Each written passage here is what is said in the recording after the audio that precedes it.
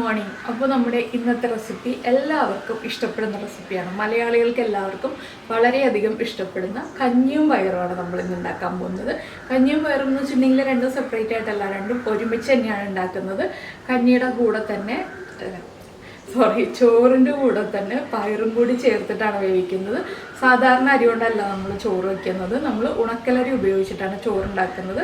അപ്പോൾ രാത്രി മഴക്കാലമൊക്കെ ആകുമ്പോൾ അല്ലെങ്കിൽ വെറുതെ എന്നും രാത്രിയിൽ നമുക്ക് ചപ്പാത്തിക്കൊക്കെ പകരമായിട്ട് കഴിക്കാൻ പറ്റും. ഇപ്പോൾ മിക്കവാറും എല്ലാ വീടുകളിലും മിക്ക ദിവസം ചപ്പാത്തി ആയിരിക്കും രാത്രി.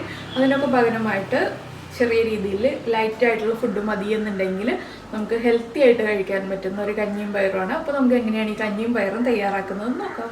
നമുക്ക് നമ്മുടെ ഇൻഗ്രീഡിയൻസ് നോക്കാം. ആകെ 2 ഇൻഗ്രീഡിയൻസേ ഉള്ളൂ. നമ്മുടെ ചെറുപയറും അതുപോലെ തന്നെ ഉണക്കലരി എന്ന് പറയുമ്പോൾ സാധാരണ ഷോപ്പുകളിൽ വാങ്ങിക്കാൻ കിട്ടുന്നതാണ്. ഇപ്പോൾ നിങ്ങൾക്ക് ഉണക്കലരി വാങ്ങിക്കാൻ കിട്ടിയില്ലെങ്കിൽ നമ്മൾ ചോറ് വയ്ക്കുന്ന അരി എടുത്തിട്ടും ഈ ഒരു റെസിപ്പി ചെയ്യാം കേട്ടോ. പക്ഷെ കൂടുതൽ ടേസ്റ്റ് ഉണക്കലരി കൊണ്ട് ചെയ്യുമ്പോഴാണ്. ഇല്ലെങ്കിൽ പൊടിയരി എന്ന് പറഞ്ഞിട്ട് വാങ്ങിക്കാൻ കിട്ടും, പൊടിയരി വെച്ചിട്ടും ചെയ്യാം. പൊടിയരി ആണെങ്കിൽ കുക്കറിൽ വേവിക്കണമെന്നില്ല, നമ്മൾ കലത്തിലോ നമ്മൾ ചോറ് വയ്ക്കുന്ന പാത്രത്തിലോ ഏതിലാണെന്ന് വെച്ചിട്ടുണ്ടെങ്കിൽ വേവിച്ചിട്ടുണ്ടെങ്കിൽ വേഗം തന്നെ വെന്ത് കിട്ടും. പൊടിയരി ആണെങ്കിൽ, ഉണക്കലരി ആകുമ്പോൾ കുറച്ച് വേവുണ്ട്. അപ്പോൾ ഞാനൊരു കുക്കറിലാണ് ഇപ്പോൾ വേവിക്കാൻ പോകുന്നത്. നന്നായിട്ട് കഴുകി വെച്ചിരിക്കുന്ന ഉണക്കലരി നമുക്ക് കുക്കറിലേക്ക് ഇട്ട് കൊടുക്കാം. 1 കപ്പാണ് ഞാനിപ്പോൾ ഉണക്കലരി എടുത്തിരിക്കുന്നത്. 1 കപ്പ് അരിക്ക് 1/2 കപ്പ് പയർ, അതാണ് കേട്ടോ കണക്ക്. അങ്ങനെയാണ് ഞാൻ എടുത്തിട്ടുള്ളത്. നമുക്ക് ഈക്വലായിട്ട് എടുക്കണം എന്നുണ്ടെങ്കിൽ ഈക്വലായിട്ട് എടുക്കാം. അപ്പോൾ 1/2 കപ്പ് ചെറുപയർ വേഗം വെന്ത് കിട്ടാനായിട്ട് ഒരു 4 മണിക്കൂർ അല്ലെങ്കിൽ 5 മണിക്കൂർ 5 മണിക്കൂർ മാക്സിമം മതി. അത്രയും സമയം വെള്ളത്തിൽ സോക്ക് ചെയ്തെടുത്തതാണിത്.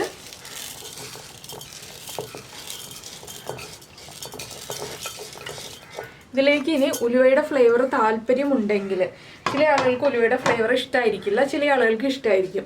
ഉലുവയുടെ ഫ്ലേവർ താല്പര്യമുണ്ടെങ്കിൽ 1 ടീസ്പൂൺ ഉലുവയും കൂടി ചേർത്ത് കൊടുക്കാം.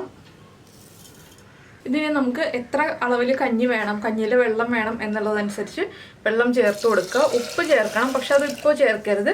പയറും കഞ്ഞിയും എല്ലാം നമ്മൾ കുക്കായി കഴിഞ്ഞിട്ടാണ് ഉപ്പ് ചേർക്കുക. അപ്പോൾ ഞാൻ ഇതുപോലെ അരിയുടെയും പയറിൻ്റെയും മുകളിൽ കുറച്ചധികം നിൽക്കുന്ന രീതിയിൽ വെള്ളം ചേർത്തിട്ടുണ്ട്. ഇത് 2 വിസിൽ വരുന്നത് വരെയാണ് കുക്ക് ചെയ്തെടുക്കാൻ പോകുന്നത്.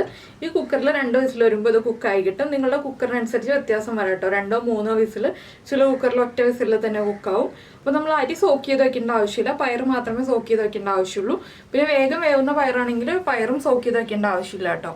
അപ്പോൾ ഞാനിത് വേവിച്ചെടുത്തിട്ട് ബാക്കിയുള്ള കാര്യം പറയാം. അപ്പോൾ ഇതിൽ ഞാൻ തേങ്ങ ചേർക്കുന്നുണ്ട്. നിങ്ങൾക്ക് താല്പര്യമുണ്ടെങ്കിൽ തേങ്ങ ചേർക്കാം, താല്പര്യമില്ലെങ്കിൽ തേങ്ങ ചേർക്കണ്ട.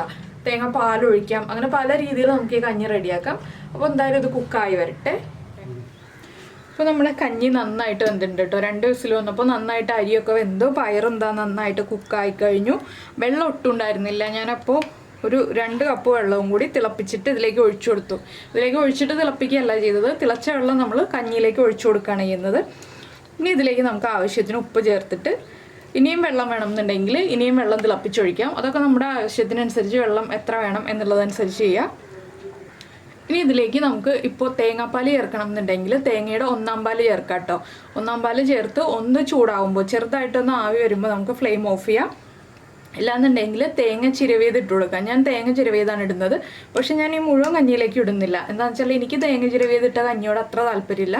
അപ്പോൾ രാജീവേട്ടനുള്ള കഞ്ഞിയിൽ മാത്രം ഞാൻ തേങ്ങ ചിരവിയത് ഇടുന്നുള്ളൂ. ആവശ്യത്തിന് ഉപ്പും ചേർത്ത് നമുക്ക് ഒരു അച്ചാറോ പപ്പടമോ ഒക്കെ ഉണ്ടെങ്കിൽ സുഖമായിട്ട് സെർവ് ചെയ്യാം. അപ്പോൾ ഇത്രയേ ഉള്ളൂ നമ്മുടെ പയർ കഞ്ഞിയുടെ പരിപാടി. ഉണക്കലരി ചേർത്ത പയർ കഞ്ഞി കേട്ടോ, വളരെ എളുപ്പത്തിൽ ഉണ്ടാക്കാവുന്നതാണ്. അപ്പോൾ നിങ്ങളെല്ലാവരും ഇതുപോലെ ട്രൈ ചെയ്ത് നോക്കിയിട്ടില്ലെങ്കിൽ ഉറപ്പായിട്ടും ട്രൈ ചെയ്ത് നോക്കിക്കോളൂ.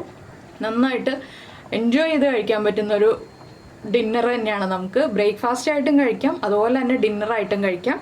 ഡിന്നറായിട്ട് കഴിക്കുമ്പോൾ എന്താണെന്ന് വെച്ചാൽ ലൈറ്റ് ഫുഡാണ്, ഹെൽത്തി ഫുഡാണ്. ഹെൽത്തി ആയിട്ടുള്ളൊരു ഫുഡ് നമുക്ക് കഴിക്കണം എന്നുണ്ടെങ്കിൽ ഇപ്പോൾ ചപ്പാത്തിയുടെ കൂടെ നമ്മൾ പലതരം കറികളൊക്കെയല്ലേ കഴിക്കുന്നത്. അപ്പോൾ അതല്ലാതെ നമുക്ക് ഏറ്റവും ഹെൽത്തി ആയിട്ട് കഴിക്കണം എന്നുണ്ടെങ്കിൽ എല്ലാ പ്രായക്കാർക്കും കഴിക്കാൻ പറ്റുന്നതാണ്. കൊച്ചു കുട്ടികൾക്ക് മുതൽ വളരെ പ്രായം നിന്ന ആളുകൾക്ക് വരെ എല്ലാവർക്കും കഴിക്കാൻ പറ്റുന്ന ഒന്നാണിത്.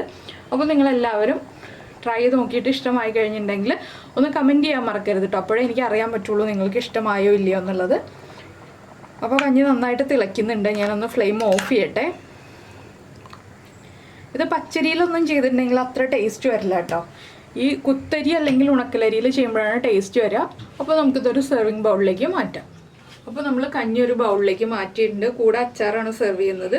ഇതിലേക്ക് ഞാനിപ്പോൾ തേങ്ങ ചേർക്കണം. ഞാൻ നേരത്തെ പറഞ്ഞല്ലോ തേങ്ങ വേറെയാണ് ചേർക്കുന്നത്. കുറച്ച് മാറ്റിയിട്ടാണ് ചേർക്കുന്നത് എന്നുള്ളത്. ഇതുപോലെ ചെറുതായിട്ട് ചിരവിയ തേങ്ങ ഇട്ടിട്ട് നന്നായിട്ടൊന്ന് ഇളക്കി മിക്സ് ചെയ്തെടുക്കുക. ഒരു നമുക്ക് കുടിക്കാൻ പറ്റുന്ന ചൂടുള്ള പാകത്തിൽ കഴിക്കാം കേട്ടോ. അപ്പോഴാണ് നമുക്ക് ഈ കഞ്ഞി എൻജോയ് ചെയ്ത് കഴിക്കാൻ പറ്റുന്നത്. അപ്പോൾ ഇത്രയേ ഉള്ളൂ നമ്മുടെ പയറ് കഞ്ഞിയുടെ പരിപാടി. അപ്പോൾ എല്ലാവരും ഉണ്ടാക്കി നോക്കിയിട്ട് ഇഷ്ടമായി കഴിഞ്ഞാൽ ഒന്ന് ലൈക്ക് ചെയ്യാൻ മറക്കരുത്. അതുപോലെ തന്നെ നിങ്ങളുടെ ഫ്രണ്ട്സിനും ഫാമിലി മെമ്പേഴ്സിനൊക്കെ കുക്കിംഗ് താല്പര്യമുണ്ടെങ്കിൽ അവർക്കും കൂടെ ഒന്ന് ഷെയർ ചെയ്ത് കൊടുക്കുക. അപ്പോൾ നമുക്ക് നമ്മുടെ അടുത്ത റെസിപ്പിയുമായിട്ട് അടുത്ത ദിവസം വീണ്ടും കാണാം.